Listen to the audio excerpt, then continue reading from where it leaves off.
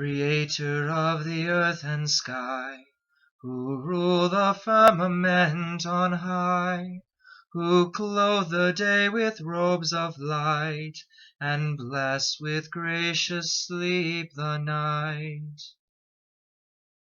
Hello, this is Father Vogel. Sorry I'm not in my priest uniform, my clerics today. I am actually on vacation right now, and I'm driving on my way to see my sister and brother-in-law and my new goddaughter, Sophia Ann. So I'm very excited to see her for the first time. So I'm on the road, so sorry about the background noises. And obviously I'm not going to be looking at you very much. So I got to keep my eye on the road. Since it's several hours, many hours, to get up to Montana, I've got plenty of time, and one thing I'm doing is I'm listening to Pope Francis's new encyclical Laudato Si on the environment.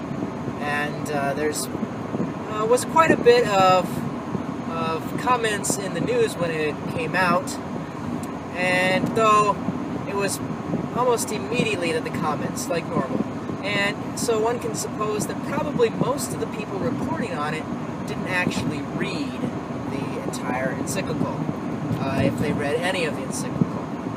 And so we need to make sure that we actually know what he's saying, what he's actually and saying to us as Christians, and really to the whole world.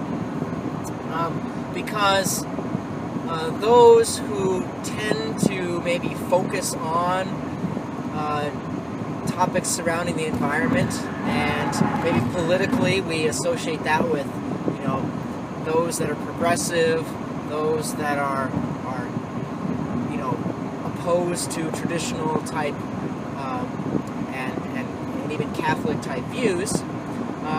So we might think, well, is this a political statement? Some people have interpreted Pope Francis as, this is a political statement, and he's siding, away from being conservative and more toward liberal. We'll find out if you actually read the document that that's not the case at all. In fact, there's really kind of a call in this. The call is to stop defining ourselves in political terms. Certainly we can, in our political life, we can associate ourselves with one side or the other, but it really ought not to be the main thing that defines us. Really, what ought to define us is the fact that we are Catholic, that we are Christian. And so I think part of this encyclical is this call by the Pope to be Catholic, not to define ourselves entirely one way or the other. So especially when there are important topics that maybe, the side politically that we don't agree with most of the time, they can actually be right on things.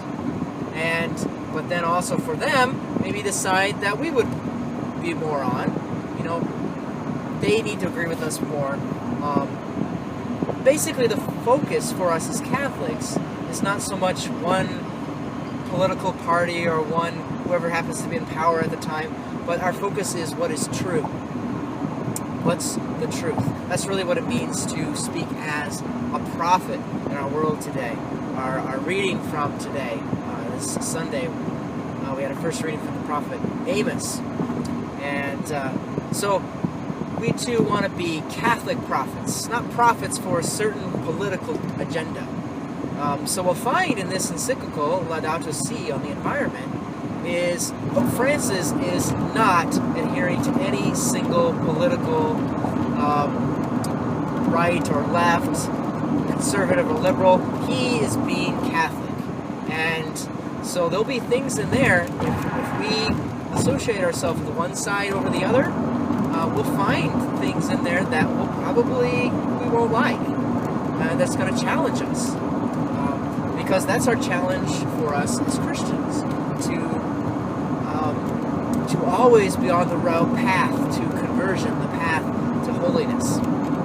So I'm going to stop this reflection, but in the following reflections I will look more at the different sections of his encyclical, and really I'm going to be giving these as I'm listening to them on my trip, sharing with you, some of the reflections that I see as important for us to know. God bless.